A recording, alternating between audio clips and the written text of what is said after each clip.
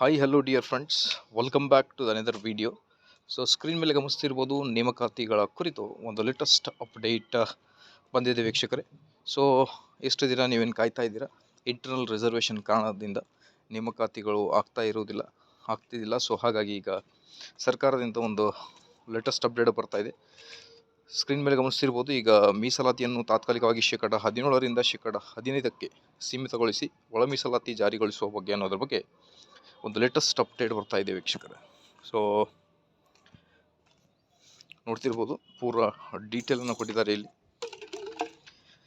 So roster ಹೇಗಿದೆ ಅನ್ನೋದ್ರ ಬಗ್ಗೆ ಮಾಹಿತಿ ನೀಡಿದ್ದಾರೆ. ಸೊ ಮೀಸಲಾತಿ ಪ್ರಮಾಣವನ್ನು ನೇಮಕಾತಿ ಅಧಿಸೂಚನೆಗಳನ್ನು ಹೊರಡಿಸುವಂತೆ ಎಲ್ಲ ನೇಮಕಾತಿ ಆಯ್ಕೆ ಪ್ರಾಧಿಕಾರಿಗಳಿಗೆ ಸೂಚಿಸಲಾಗಿರುತ್ತದೆ ಅಂತ ಹೇಳ್ತಾ ಇದ್ದಾರೆ. ಸೊ ಹಾಗಾಗಿ ಇನ್ನು ಮುಂದೆ ನೇಮಕಾತಿ ಅಧಿಸೂಚನೆ ಬಂದೇ ಬರುತ್ತೆ ವೀಕ್ಷಕರೇ.